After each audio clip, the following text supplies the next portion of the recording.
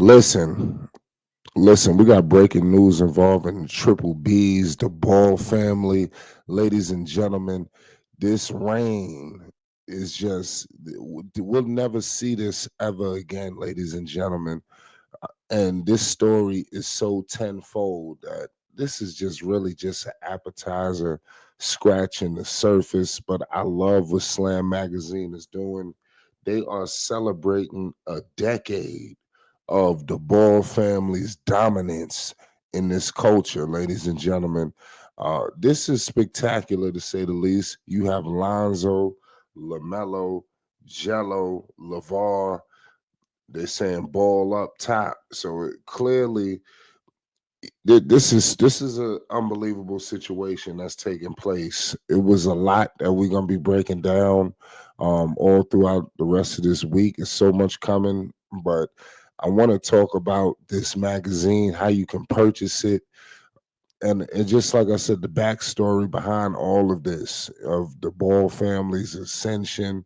Um, obviously when Lonzo first came into stardom, he was alongside his father, which was alongside his brothers, which was alongside their family. And I don't think anybody has done the family thing like the Ball family. We've seen the father son duo, the mom and son. We haven't seen it like this, where the business was all intact. This family was on the verge, and I believe they did do it, but they was on something, y'all, to look sneaker companies in the eye when you are just the number one prospect out. That speaks volumes. When you got every company in the world throwing this, throwing that. When you hear LeVar Ball speak on ownership, he says ownership is everything.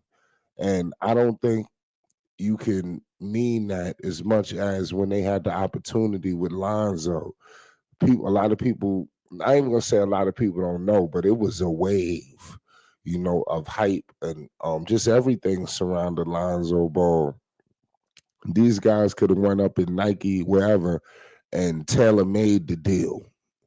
That's what kind of prospect Lonzo was.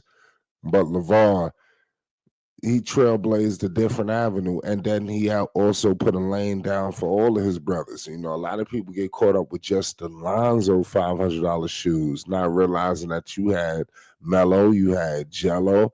It was a big brand that was going on right before our very eyes. I want to get into the Slam magazine that they posted. If you look at the caption on Instagram, it says it's been a decade since the Ball family became a pop culture phenomenon. It was easy to doubt them than it was to see the vision, but now the vision is realized. 3 for 3, the Ball family covers Slam 255. Um, when you go to Slam magazine on their website, basically, these magazines will ship on April 11th. For anybody that want to get their hands on this, you could get your copy as low as 11.99. So it's 88 pages. I want to read another caption that they put. It says, "It doesn't matter where you go in this world, up, right, left, down, or around that corner, you're going to see the Ball brothers. Melo is putting up over 25 points a game with the Hornets. Zoe is playing lockdown defense with the Bulls. And Jello is the hit maker, providing 2025's number one song.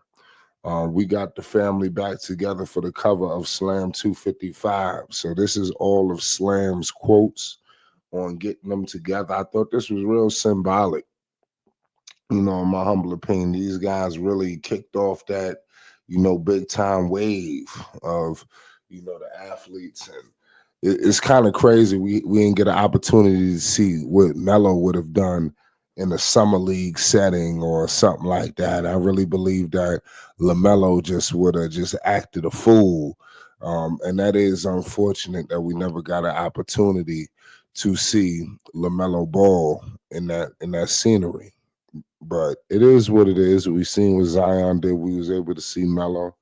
Uh, Listen, G3 G Honcho is the truth and a half.